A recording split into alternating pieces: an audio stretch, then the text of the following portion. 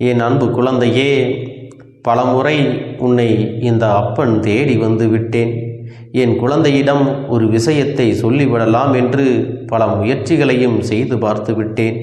ஆனால் என் குழந்தையே, சில நேரங்களில் நீ என்னை கண்டும் காணாமல் சென்று விடுகின்றாய். என் செல்லமே, அப்பன் இப்பொழுது ஒரு முடிவினை செய்திருக்கின்றேன். இந்த நேரத்தில் இப்பொழுது நான் சொல்வதை நீ கேட்காவிட்டால் இந்த கருப்பன் இனிமேல் உன்னை தேடி வர மாட்டேன். உனக்கு என்னுடைய தேவை இனிமேல் இல்லை என்று நினைத்து இந்த முடிவினை நான் எடுத்திருக்கிறேன். என் செல்ல குழந்தையே, அப்பன் இப்படி சொன்னவுடன் எப்பொழுதும் எனக்காக காத்திருக்கின்ற என்னுடைய குழந்தைகள் யாருமே வருத்தப்பட தேவை கிடையாது. ஏனென்றால் நான் என்னுடைய பிள்ளைகளை என் மீது நம்பிக்கை கொண்டு என்னை வழிபாடு செய்கின்ற எல்லா குழந்தைகளையும் ஒருபோதும் விட்டுவிட மாட்டேன். என் குழந்தைகளை காண்பதற்கு நான் நிச்சயமாக வருவேன். வருவதோடு மட்டுமல்லாமல் அவர்கள் இல்லத்தின் வாசலில் காவலாக இருப்பேன். யாரெல்லாம் இந்த கருப்பன் மீது உண்மையாகவே அன்பு வைத்திருக்கிறார்களோ, பக்தியோடு இருக்கிறார்களோ, அவர்களை தேடி வருவது உறுதி. யாரெல்லாம் என்னை வேண்டா வெறுப்பாக பார்க்கின்றார்களோ அவர்கள் கண்களில் இனிமேல் நீ தேடினாலும் நான் படப்போவது கிடையாது. ஏனென்றால் மனதில் இருக்கின்ற எண்ணங்கள் எல்லாம் தேவைக்கு மட்டுமே இந்த கருப்பண்ண சாமியை தேடி வருகிறது. தன்னுடைய தேவைகள் நடக்கவில்லை என்றால் என்னை விட்டு சென்று விடுவது. ஒருவேளை உன்னுடைய வேண்டுதல்கள் எல்லாம் நல்லபடியாக நிறைவேறிவிட்டால் அப்படியே கண்டும் காணாமல் சென்று விடுவது. இப்படித்தானே இவர்கள் எல்லாம் நடந்து கொண்டிருக்கிறார்கள் என் செல்லமே. அதனால் இப்படிப்பட்ட மனிதர்களை எல்லாம் நானும் கண்டுகொள்ளாமல் விட்டுவிடுவதுதானே நியாயம். அதனால் என் அன்பு குழந்தையே, இந்த கருப்பண்ண சாமி இனி அவர்களை ஒருபோதும் காணப்போவது கிடையாது. அவர்களுக்கு இதுதான் கடைசி முறை. என்னை உணர்ந்து இந்த அப்பனுடைய அருமையை புரிந்து கொண்டார்கள் என்றால் தப்பித்து கொண்டார்கள். இல்லை என்றால் நான் இனி ஒருபோதும் அவர்களின் வாழ்க்கையில் நடக்கின்ற விஷயங்களுக்கு எந்த ஒரு பொறுப்பினையும் ஏற்றுக்கொள்ள மாட்டேன். தெரியாமல் தவறு செய்தால் அதை மன்னித்து ஏற்றுக்கொள்ளலாம். ஆனால் தெரிந்தே செய்கின்ற தவறுக்கு ஒருபோதும் இந்த கருப்பண்ண சாமியிடம் மன்னிப்பு கிடையாது என்பதை நீ புரிந்து கொள்ள வேண்டும். என் தங்கமே, உன்னுடைய வாழ்க்கையில் இந்த கருப்பண்ண சாமி எத்தனை மாற்றங்களை கொண்டு வந்திருக்கிறேன் என்று இன்று இரவு ஒரு முறை நீ சிந்தித்துப்பார். நான் உன் வாழ்க்கையில் வரவில்லை என்றால் உன் வாழ்க்கை எப்படி இருக்கும்? நான் வந்ததனால் இப்பொழுது என்னென்ன மாற்றங்கள் உன் வாழ்க்கையில் நடந்திருக்கிறது?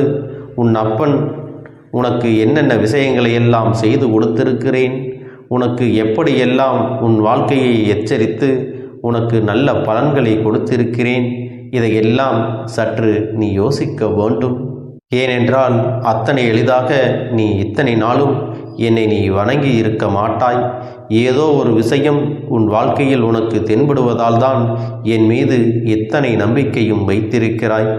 எதுவும் கிடைக்காமல் ஏதோ ஒரு சில உணர்வுகள் உனக்குள் ஏற்படாமலா இந்த அப்பனை நீ மனதிற்குள் ஏற்றுக்கொண்டிருக்கிறாய்?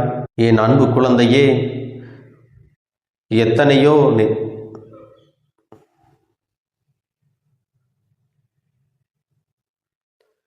எத்தனையோ நேரங்களில் உன் கண்களில் இருந்து கண்ணீர் அதிகமாக வடியும் பொழுது கூட நீ இந்த கருப்பண்ண சாமியை நினைத்து அப்பனே என்று அழைத்த அடுத்த மறுகணமே உன் கண்களில் இருந்து வருகின்ற கண்ணீர் நின்று போயிருக்கும்.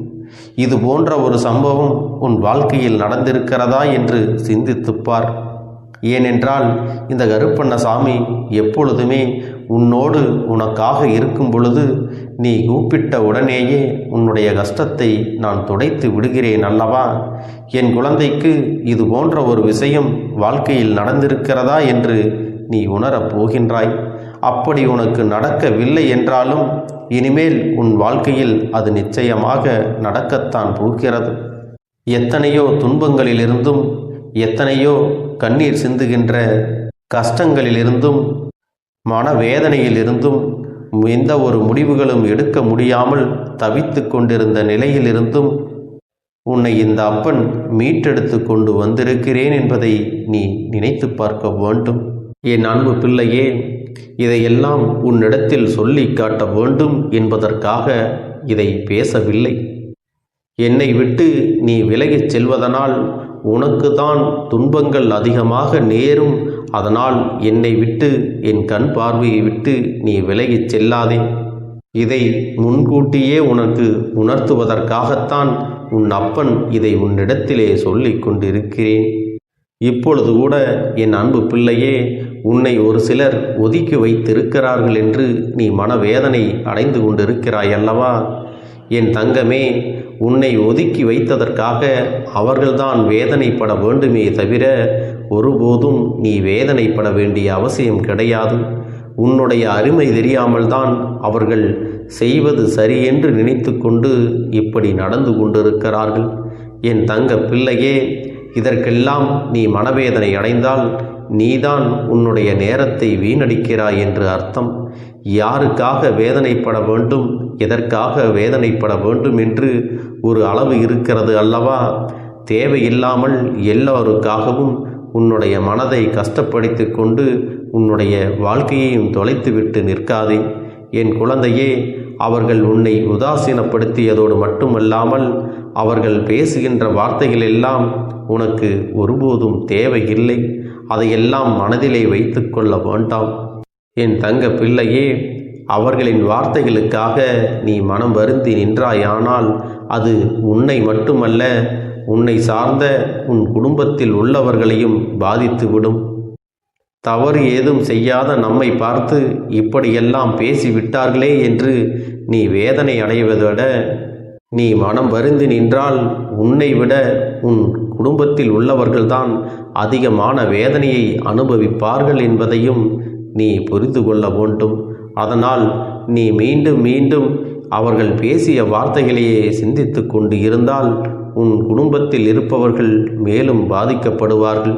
அது மட்டுமல்ல, உனக்கும் நிம்மதி இல்லாமல் போகும் என்பதைத்தான் உன்னிடத்திலே மீண்டும் தெளிவாக சொல்லிக் கொண்டிருக்கிறேன். என் தங்க பிள்ளையே, அப்பன் இப்பொழுது உன்னிடத்தில் சொல்லக்கூடிய மிக முக்கியமான விஷயம் என்ன தெரியுமா? என்ன நடந்தாலும் சரி, உனக்கு எத்தனை கஷ்டங்கள் வந்தாலும் சரி, அதை இந்த கருப்பண்ண சாமியிடம் பகிர்ந்துவிட்டு நீ சாதாரணமாக சென்றுவிடு. உன்னுடைய குடும்பத்தில் இருக்கின்றவர்களுக்கு எந்த ஒரு பயத்தையும் வேதனையையும் நீ ஒருபோதும் கொடுத்து விடாதே. ஏனென்றால் நான் உனக்கு இதையெல்லாம் சரி செய்து கொடுக்கப் போகின்ற காலம் வெகு தொலைவில் இல்லை. இந்த பிரச்சனை உனக்கு அதிக நாட்கள் நீடிக்கப் போவதும் இல்லை. என் அன்பு குழந்தையே, உன்னை உதாசீனப்படுத்தியவர்கள், மற்றவர்கள் முன்னிலையில் அவமானப்படுத்தியவர்கள் எல்லாம் நிச்சயமாக உன்னிடத்திலே உன் காலில் விழுந்து மன்னிப்பு கேட்கத்தான் போகின்றார்கள். அப்படி ஒருவேளை மன்னிப்பு கேட்கவில்லை என்றால் இனிமேல் உன்னுடைய வாழ்க்கையிலோ உன்னுடைய எதிரிலோ அவர்கள் ஒருபோதும் நிற்கப் போவது இல்லை. இதற்கு இந்த கருப்பண்ண சாமி நானே பொறுப்பேற்றுக் கொள்கிறேன். என் அன்பு பிள்ளையே, இந்த கருப்பண்ண சாமியின் ஆசீர்வாதங்களும் அன்பும் துணையும் உனக்கு என்றென்றைக்கும் முழுமையாக கிடைத்து கொண்டே இருக்கும்.